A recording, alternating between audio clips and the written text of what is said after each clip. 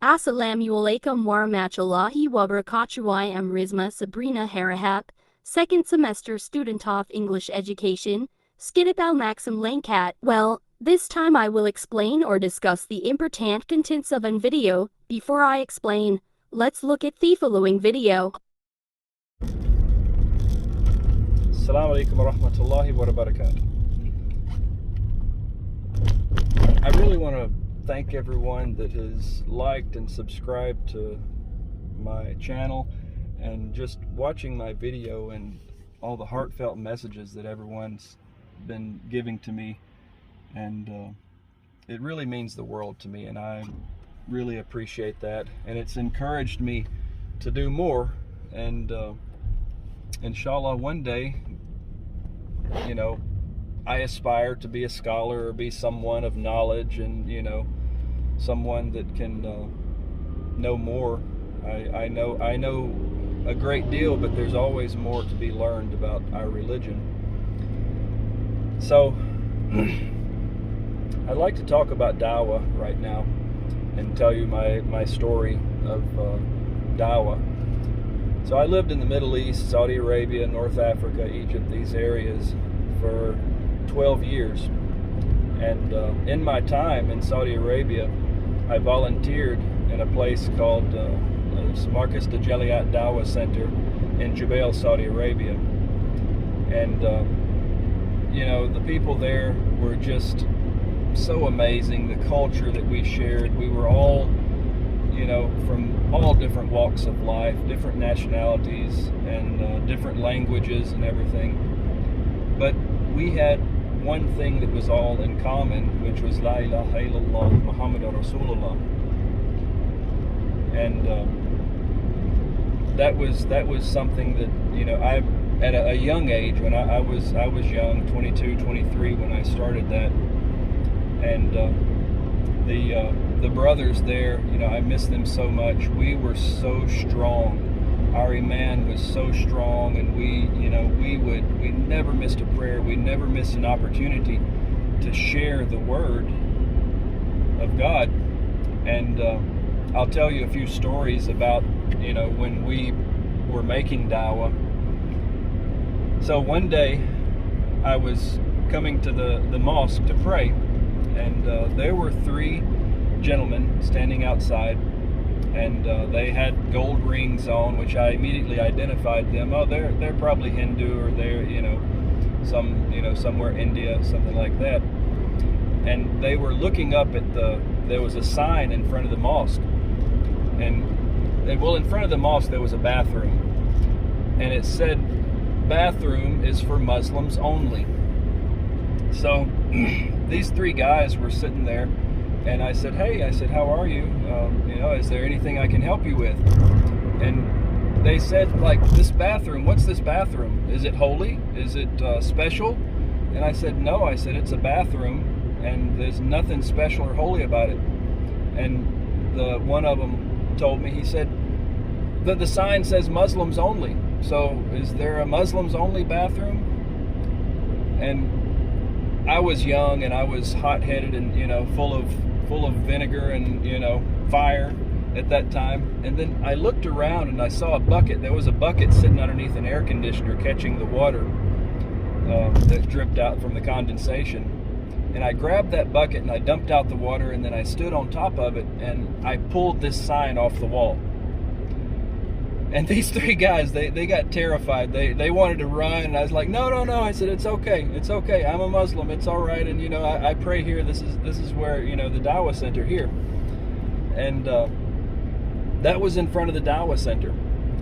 First thing that the person sees when they walk up to the Dawah Center is bathroom for Muslims only, which the foundation and the reason that place exists is to reach out and to bring people to our great religion. So those guys were terrified, and I said, you know what? I said, come inside. I said, do y'all need to use the restroom? And they said, no, we're okay. I said, please come inside the mosque. He says, no, we can't go inside there. That's we'll never go inside there. They'll put us in jail. I said, no. I said, please come inside with me. I want you to see. I want you to sit down in the back of the mosque, and I want you to see what we do. So these brothers, terrified, they were pale because they were so scared.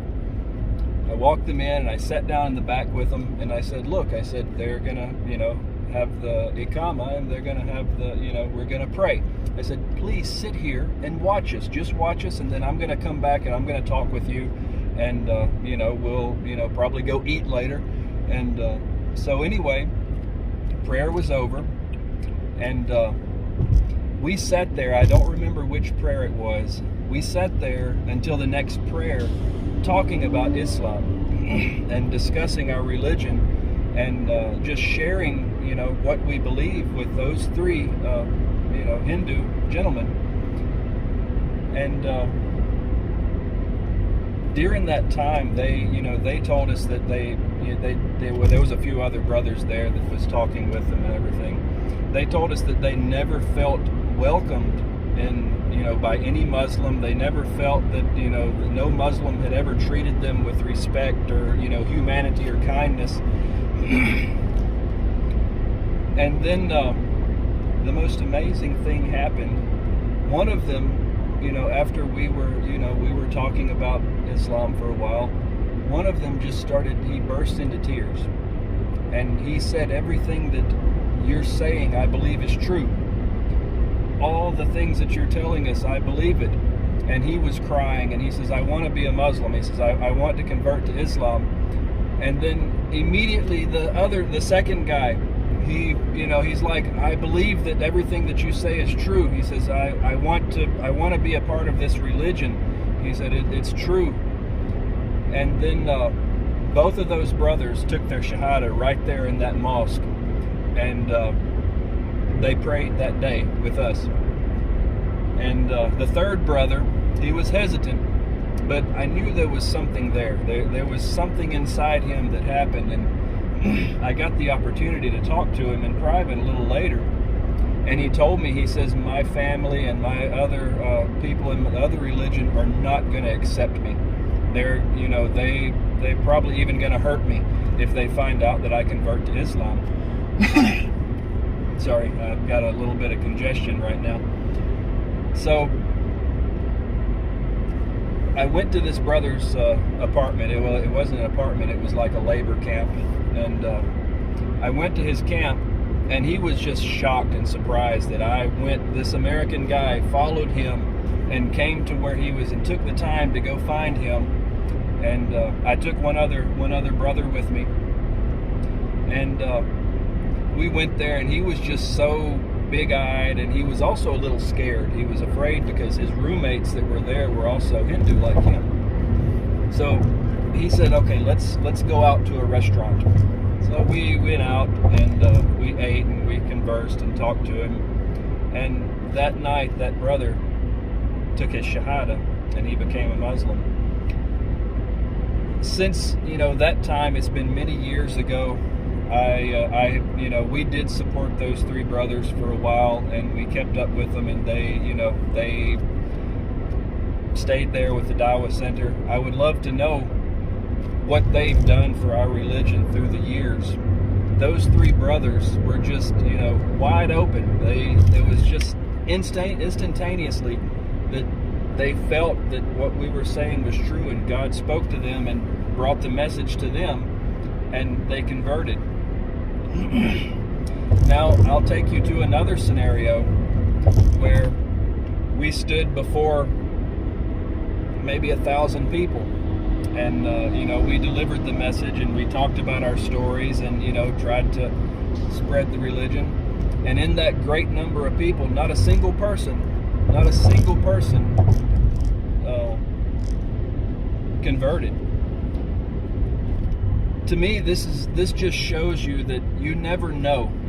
Sometimes you think you cast a bigger net, you're going to get more fish, but you never know. You never know when it's going to touch someone, and you never know when God's going to open up their heart for them to be able to understand what we're talking about and to accept our religion. So I really want to encourage you every single day. Please watch your tongue. Watch the way that you treat people. Speak kindly. treat your children well, treat your wives well, be an ambassador to this great religion that we belong to.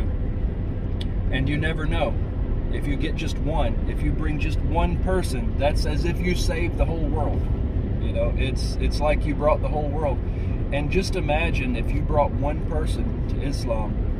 Think of the reward that you're going to get in the next life from that one person, because that one person, he's not going to be quiet about it. Once he truly gets that in his heart and he truly feels about it, he's going to tell everyone about it.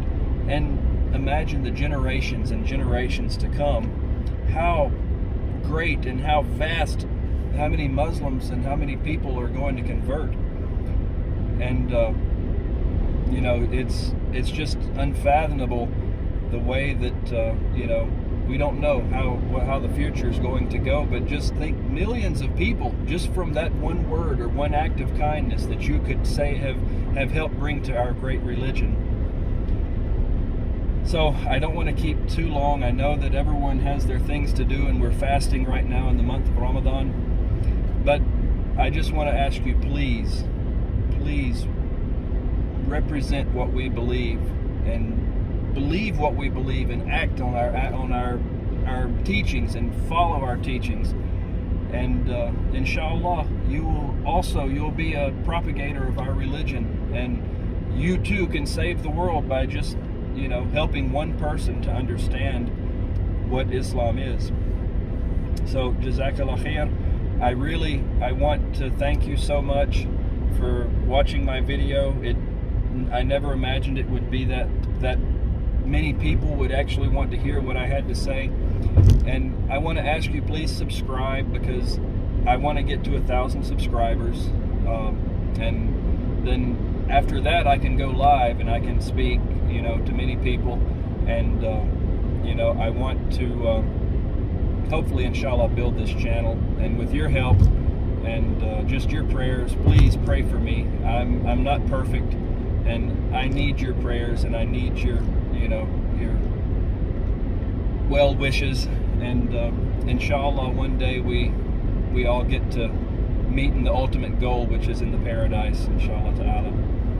So until next time, assalamu alaikum wa rahmatullahi wa barakatuh. The video describes a man who tells of his journey to convert Islam from the Middle East, Saudi Arabia, North Africa, and Egypt for 12 years. Okay guys, that's all from me. Thanks you for watching my video to the end. See you next time.